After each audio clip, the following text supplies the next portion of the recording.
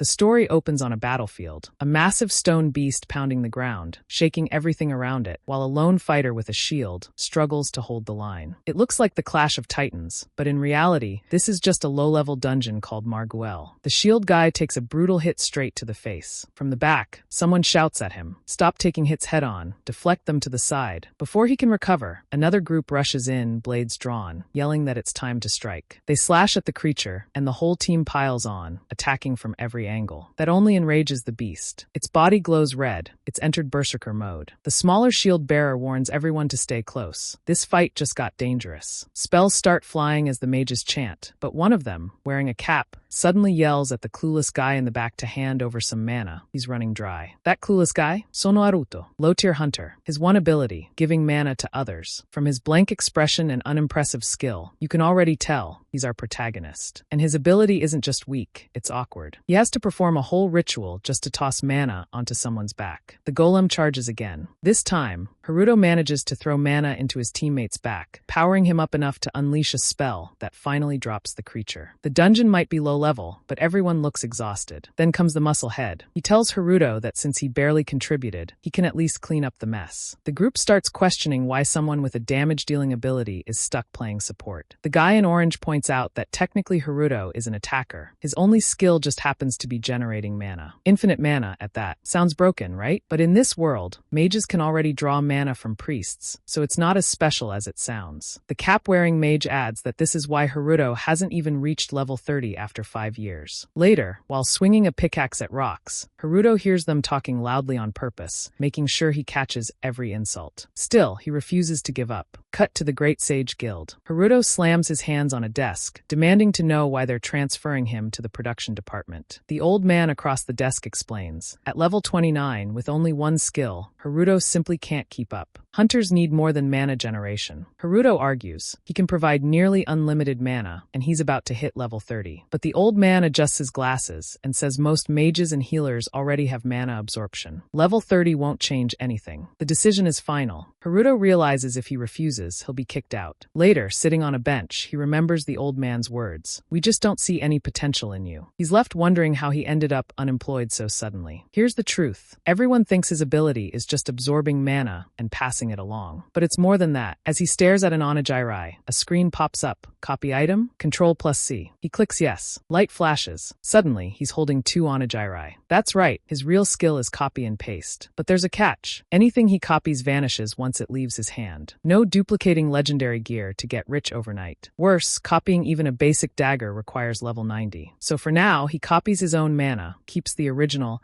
and hands off the duplicate. That's how he supports his team without running dry. He's tried copying other skills, but the requirements are insane. All he wants is to level up. Just a few more levels and everything changes. Then he sees the headline. The Calicia Dragon's longsword has arrived in Japan. This item is absurd. Use it once, and you instantly jump 200 levels. It's the most broken thing you could imagine. But there's a catch. You need to be level 30 to wield it. Haruto imagines himself copying it. One copy kept forever, and he'd be level 230. The problem? The sword's durability is low. It'll break after a few hunts, so they're putting it on display instead. For Haruto, that's the perfect chance, if he can hit level 30 within a week. Days pass. He's in another dungeon, unregistered, dangerous. Flying creatures swarm, maybe bats, maybe spiders. A blonde teammate calls for mana, and Haruto does what he always does, fuels him. The mage unleashes a massive flame, burning everything. Haruto watches, feeling the gap between them grow wider. He checks his stat window, praying for a level up. Then someone appears behind him, telling him to stop staring at windows. Nothing changes just by looking. Haruto apologizes, saying he got distracted. The guy jokes that if Haruto keeps standing around, he'll have to pay a spectator's fee, 1 beer after the run. Chill guy. His name is Ikea Awa, which of course means he's doomed. Haruto, though, feels hopeful. Even if it's an unregistered dungeon, maybe here he can finally level up. The group pushes deeper into the cave. Suddenly, they stop. They've reached the queen's chamber. Behind a pillar, she waits, a massive creature surrounded by eggs. Alexa, level 80 spawn, way above Haruto's pay grade. He knows if one of those legs touches him, he'll be vaporized. One of the guys looks at Haruto and asks why he's shaking. Wasn't he supposed to fight? Sure, a spider looks easy enough, but you've got to stay sharp. get caught in her web, and you're stuck until she eats you alive. And don't even think about touching those eggs. They'll hatch into little monsters the second you slip. The blonde mage cuts in, yelling at the leader to stop explaining things like Haruto's some tourist. So Haruto just stays quiet, doing what he does best, absolutely nothing. Blondie, in all his brilliance, stomps forward and kicks a rock straight into the queen's web. Instantly, she wakes up, lunges, and the tank throws himself in front of the bite. He's furious, shouting that they're screwed thanks to this idiot. But the tank's a beast. He blocks the strike and even slices off one of her legs. He orders everyone to scatter and stay clear of the eggs. The fight explodes. Blades slash, spells fly,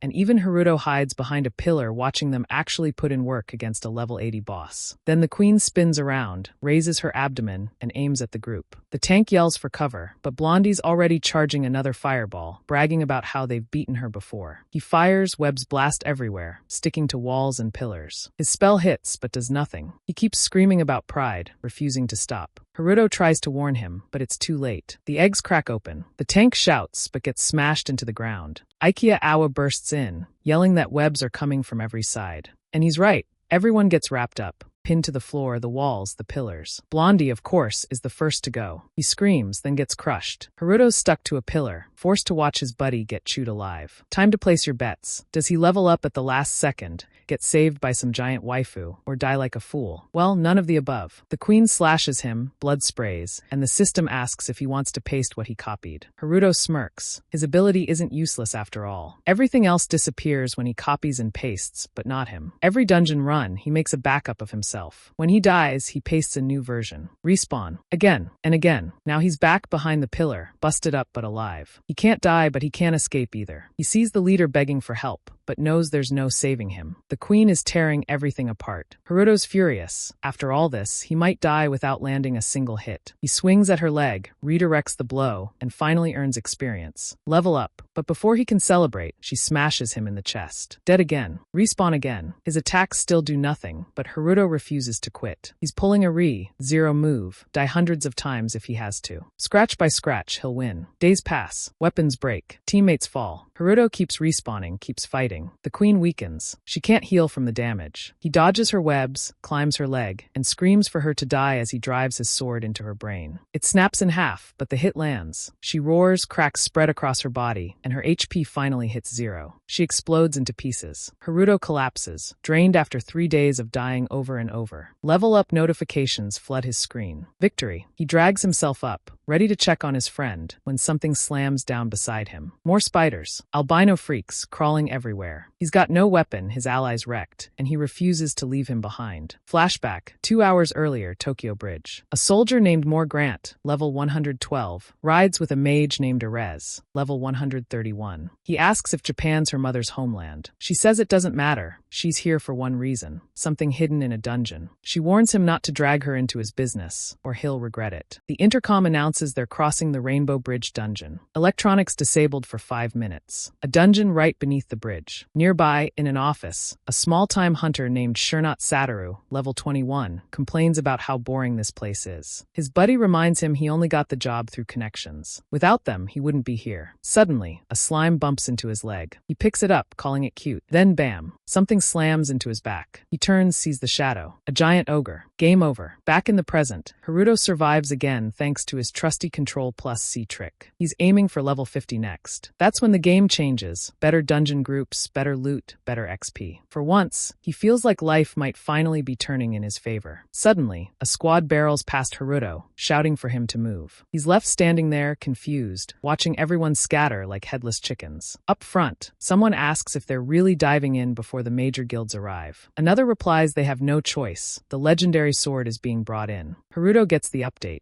Good news, the sword's close. Bad news, a dungeon just erupted in the same area. On top of the association building, aircraft are already being prepped for launch. The hunters seem more worried about guarding the longsword than saving lives, because let's be honest, that thing's worth a fortune. Then a voice cuts through the chaos. A woman steps forward, sharp and no nonsense. She declares herself the leader and makes it clear. Priority is killing monsters and rescuing civilians. Everything else can wait. She boards the ship, barking orders. From the back, someone yells they want to join. Nanny's ignores it until Haruto pipes up. He begs to come along, saying he's been in the guild for 5 years, knows everyone, and even if he's weak, he wants to help civilians. Nanny stares at him, probably wondering what this walking trash can thinks he's going to accomplish. Haruto delivers a dramatic speech about how every bit of help matters. Nanny sighs, clearly more interested in leaving than arguing, and waves him aboard. Inside, she casually mentions hearing he saved a junior back at the spider nest. Sounds altruistic. Haruto thanks her, while secretly thinking he only did it for profit, just like now, chasing loot. The hunters start murmuring. Didn't they stabilize the Rainbow Bridge dungeon 3 weeks ago? Why is it bursting open again? Nanny's explains this happens all the time. Their job is to make sure the disaster from 15 years ago never repeats. Flashback. Back then, dungeon gates exploded worldwide. Hunters weren't enough. Monsters roamed freely. In that chaos, Haruto's mother was crushed under a car. But that day, he also saw something transcendent, an otherworldly being. That's when he got his ability, or curse. The voice only said, 20 years. He still doesn't know what it meant. Lifespan? Skill duration? Something else? All he knows is the mark on his neck is ticking down. 5 years left. 5 years to become the strongest hunter alive. Back at the bridge. Boom. The gate blows wide open. Cars fly like toys. Goblins swarm civilians. One kid stabs a goblin, but another sneaks up, only to be sliced midair by a survivor. These two actually lived through that raging orc earlier. Tougher than they look. The veteran scolds the spoiled rich kid to focus. No more rescues. Turns out he saved him twice already, once by hugging him out of harm's way. Shoto, emotional, realizes this guy's saved him twice now. They talk reinforcements, but something feels off. Best move. Cross the bridge, link up with backup.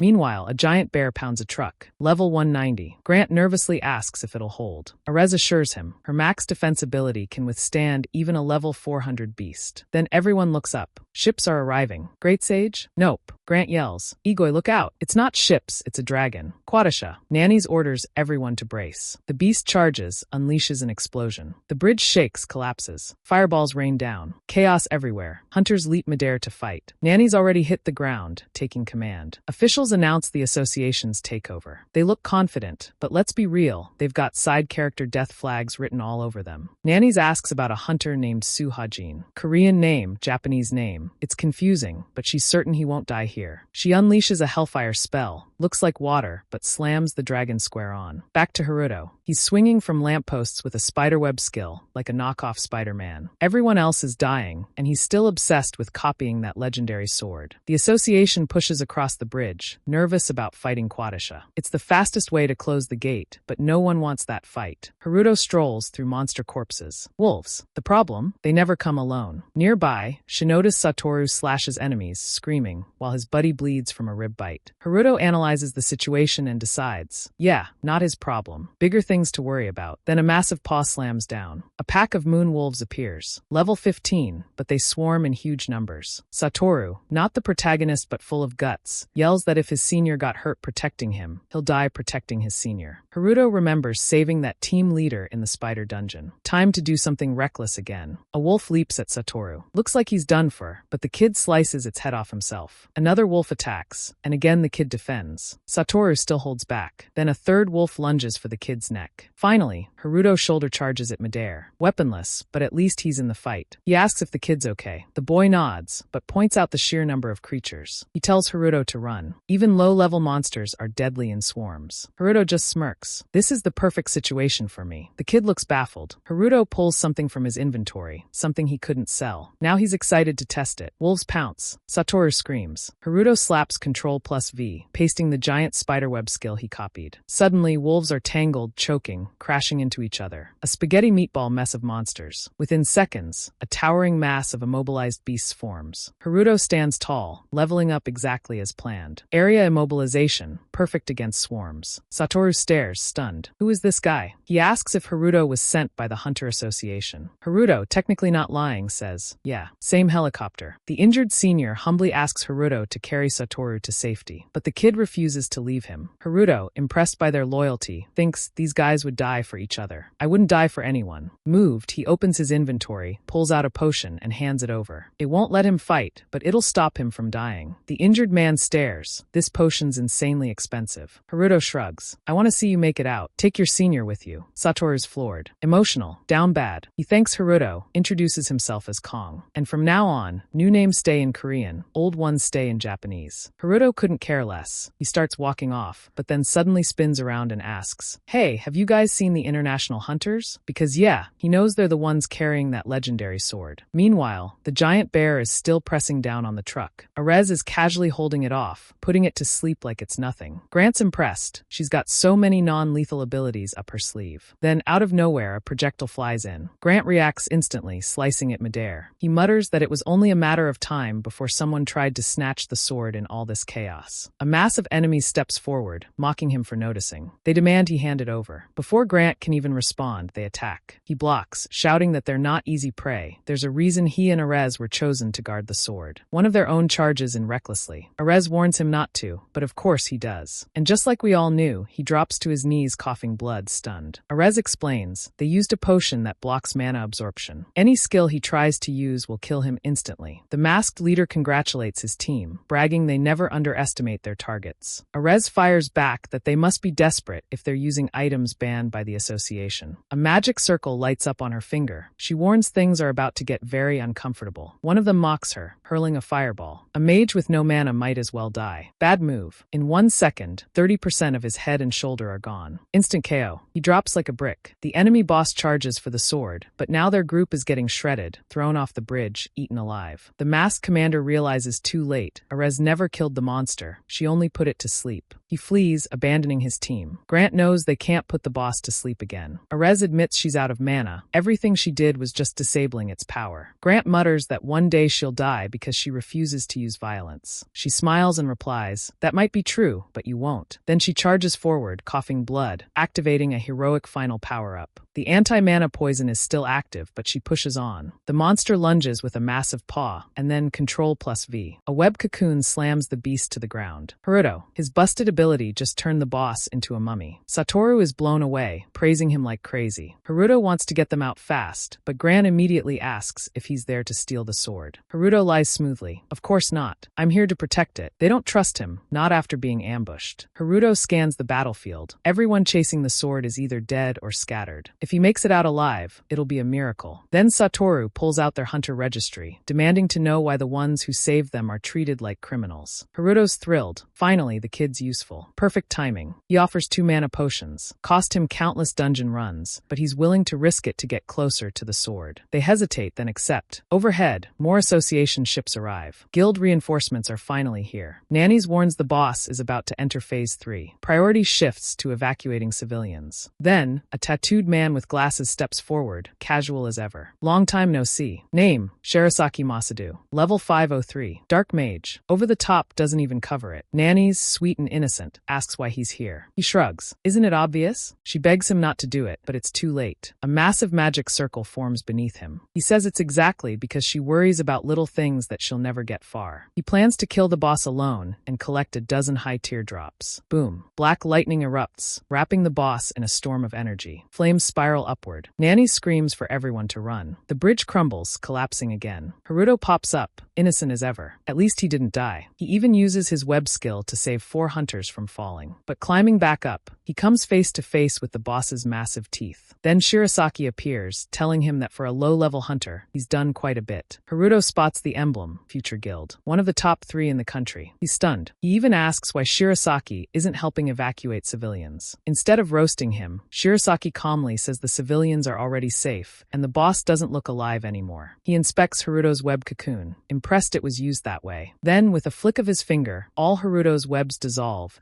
and the bear boss is shredded. Haruto freaks out. Shirisaki barely moved. But since Haruto immobilized it, he gets the level-up flood and the reward. Shirisaki hears the sounds, realizes Haruto restrained the creature, and apologizes for stealing the kill. He drops a claw, saying Haruto can have it. Stealing isn't part of my job. Before Haruto can respond, Nanny's rushes in, relieved he's alive. Shirisaki notices they know each other, assumes Haruto's from the association, and starts liking him less by the second. Nanny's asks if anything happened. Haruto shrugs. Nothing really. Then she asks for help moving the creature. He's confused. Wouldn't it be easier to kill it? She explains Phase 2 means full berserker rampage, and Phase 3 could mean citywide destruction. As Haruto processes this, the monster's eye snaps open, locking onto them. Nanny's panics. Shirasaki grins, saying he'll finally get a better reward. Nanny's insists Haruto will survive. Shirasaki scoffs, no way. That kid's dead. Focus on the boss. They rush in, while Nanny's yells for Haruto to run. Haruto grabs a horn, muttering, I wasn't planning on this, but I guess I have to subjugate Keisha before they do. Bold move. Satoru, ever the hype man, pops up again. Why'd you come back? Erez watches the webs as Haruto asks her for a favor. The situation's dire. Keisha's about to enter Phase 3, and when it does, it'll launch an attack that could destroy everything, including the sword. He needs to borrow it to finish the boss. He promises to return it right after using it. Well, after copying it, he explains a dozen different ways, but Erez just says it's impossible. The truck can't be opened without a massive amount of mana. Grant catches the detail. She didn't say no. She said impossible because they lack mana, and if there's one thing Haruto can do, it's pump out mana like a broken faucet. He floods Erez with energy until she's flustered, whispering, what is this feeling pouring into me? Haruto shoots back, hey now, don't make it weird. The truck's seal breaks instantly. Haruto leaps in, shouting thanks and promising to keep her word. Grant, of course, is sweating bullets. Either the kid's about to steal the sword or die holding it, both disasters. Erez believes in him, though. He restrained the bear instead of killing it, which to her means he's different. Grant isn't convinced. That's not enough reason to trust someone. Haruto finally opens the truck's door, stepping inside to grab the legendary sword. But bam, one of the thieves stabs him in the gut. His teammates scream from above, while two level 100 goons just stand there like NPCs. Haruto crumples into the truck like trash. The thief cackles, opening the box and claiming the sword. As Haruto fades, his web skill deactivates. The truck breaks loose, plunging into the river. But comeback time, Control+V activates. Haruto respawns behind the thief. No words, just a brutal shank to the shoulder. The guy drops, and now the sword is finally in Haruto's hands. First thing he does? Tries Control+C, error. Level too low to copy. Of course, no way a level 30 scrub copies a legendary weapon. Before he can react, the thief regenerates, like he's got his own copy-paste cheat, and stabs Haruto again. Bleeding out, Haruto wonders if his Control+V is still active. Then the system message pops up. Interaction with the legendary sword, skill absorption copied. Boosts defense by 35%, grants lifesteal, and unlocks Berserker mode. His HP drops to 25%, Berserker auto activates. Up on the bridge, Quidditch charges a mega attack. Shirasaki and Nannies are barely holding on. Suddenly, something slices through the dragon mid-cast. System confirms, Keisha defeated. Dungeon cleared. Haruto did it. Sure, he couldn't copy the sword itself, but he copied its skills. Back at the Hunter Association, chaos. The crisis was resolved in under 2 hours, but the media's still raging. FUA Tokyo, president of Japan's Hunter Association, level 570 priest, shuts off the TV. He vows to investigate how Keisha was defeated. Then the heavy hitters arrive. Tuchi-gu, level 701, tatted like Mike Tyson. Shinoda Makoto, level 610 healer. Tulfa Vipes. Technically, the dungeon belongs to Great Sage, Haruto's guild, and Nanny's team. Nanny's walks in suited up. Full businesswoman Tuchi accuses her guild of failing to handle the creature. She slams her hand on the table, so hard it breaks. Shirasaki throws up a barrier just to avoid being skewered. Everyone's staring. Emotionally stable? Definitely not. The association leader steps in, calming the room. Tuchi warns Nanny she'll end up dead if she keeps acting like this. She ignores him, stands tall, and says she'll explain what happened on the bridge herself. Shirasaki, witness to the fight, refuses to confirm much. He didn't see rewards, so he doubts the kill. The leader tries to smooth things over, saying Shirasaki's presence reduced damage. Awkward applause. Shirasaki fumes, swearing revenge on Nannies and whoever stole his kill. Grant and Erez enter, reporting the sword was stolen. They hand over an official request from the International Association. Takuchi scoffs. They were the ones who unsealed it. Erez admits that's true, but they had help from 2 hunters, Sano Haruto and Shinoda Satoru. The room explodes. Everyone's scrambling. Who is this Haruto? The leader knows Satoru, but not Haruto. Nanny's bites her tongue. She knows exactly who he is. Shirasaki grins, ready for revenge. He asks Erez if she means the guy who used the Queen Spider's web skill. He saw him struggling but swears he was part of the association, and saw Nanny's chatting with him. Scene change. Somewhere else, the stolen sword gleams. Kurosaki Takumi, level 301, stares at it, stunned. A weapon that gives 200 levels just by holding it. He laughs at his underling, level 101, calling him a rat. Kurosaki admits it was worth millions to trigger the dungeon collapse. The masked survivor kneels, apologizing,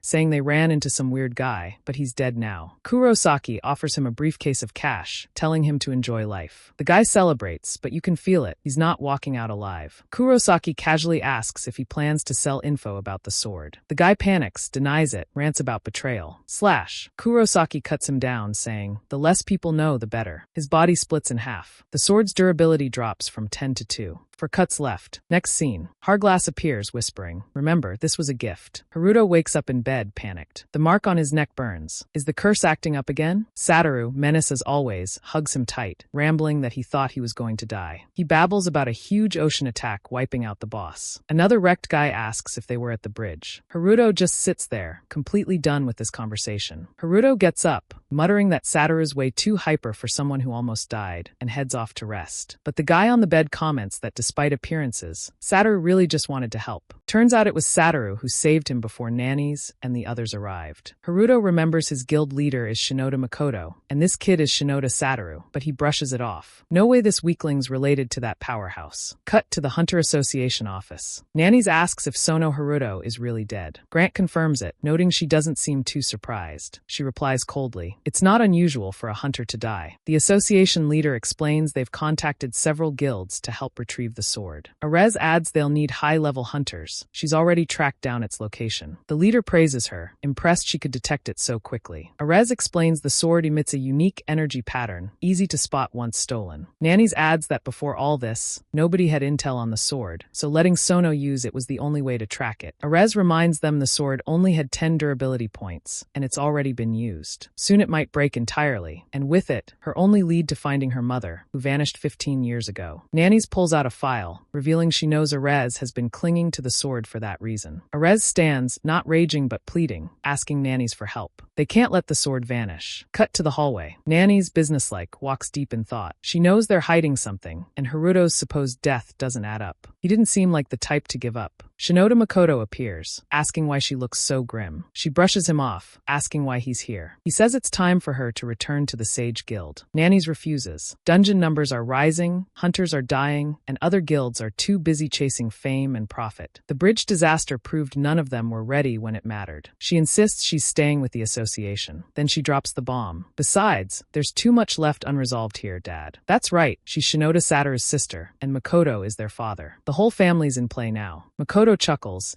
tells her not to take it all so seriously, but advises her to at least stop by the hospital. Hospital scene. Haruto's already level 76, the king of level-ups. He's bummed he couldn't copy the sword, but the skills he gained are insane. Berserker mode saved his life, doubling his stats. Combined with the sword's temporary 200 level boost, he managed to slice through a level 400 monster. His reward? Kisha's shockwave, evolved into a new skill, resonant frequency. His spiderweb skill leveled up too, now able to combine with shockwave and lifesteal. He's in the elevator, strutting like a certified badass, calling himself an elite level 276 hunter. Then he hears nannies yelling across the hospital lobby, chewing someone out for ignoring her evacuation orders. Haruto ducks for cover. He had no idea she was that terrifying. Turns out she's yelling at Satoru, who calls her Nei-chan. Big sis. Haruto finally pieces it together, Nana Shinoda. Everyone's a Shinoda. She asks about Sono. Haruto hides. No one knows he's just a no-name from her guild. He tries to sneak out, only to bump into Grant. Worst timing. Grant calls him the sword thief, slams him against the wall, demanding answers. Haruto tries to explain, but Grant accuses him of working with the thieves. Grant pulls a sword from a portal, ready to strike. Erez intervenes, yelling for him to stop. Grant refuses. He won't rest until Haruto's dead. Haruto activates resonant frequency. Grant's sword shatters instantly. Nannies and Satoru witness it all. Nannies is stunned. Haruto has Kisha's ability. Scene shift. AK pop stage. A girl dances, glowing under the lights, crowd screaming. Later, she hops into a Ferrari. Name, Erida Sarah. Idol group member. But is she a hunter too? She says goodbye to her friends, drives off. The girls gossip. Rich family? Where's she going? Sarah floors it, nearly crashes into a jeep. She slams the brakes, yells at the driver. He steps out. Kurosaki Takumi, the sword thief. Sarah instantly shuts up. She knows him. He casually drops a sword on her Ferrari like junk mail. Good concert, he asks. Hope so, because now we're headed to a dungeon. Back to the building. Haruto's clash with Grant is over, but the place is empty. Nannies asks if they'll have to wait for the sword to be used again to track it. Urza's silence says yes. Haruto blurts out the blood tower, something the thief mumbled while unconscious. No one knows what it means. Grant's nervous. The sword won't last much longer. Nanny's assures him she knows someone with dirt on these shady groups. Scene change. A little girl crawls on the ground. 15 years ago, she got her ability from a strange being. At first she thought she was just another awakened hunter, but her skill was far more mysterious. She's got Control plus Z, undo your mistakes. She used it to restore junk for resale, making money. Her ability isn't healing. It rewinds people or objects to a previous state. She tried to restore her parents, who were critically ill but lacked the mana. She could only heal minor wounds. To increase her mana, she ventured into dungeons as a porter, pretending to be a healer. But talent-awakened hunters struggle to survive. She begged for mana from a guy, discount Gojo type. He mocked her. Sketchy men tried things, but she sliced them in half. Then someone walked in. Well, that's interesting. None other than the snake himself, Kurosaki Takumi. And yes, the girl is Errand, Sarah, the idol from earlier. Kurosaki's tossing gifts around Sarah's place like it's Christmas, mocking her for living in what he calls a pathetic apartment. She's got a mountain of champagne stacked up,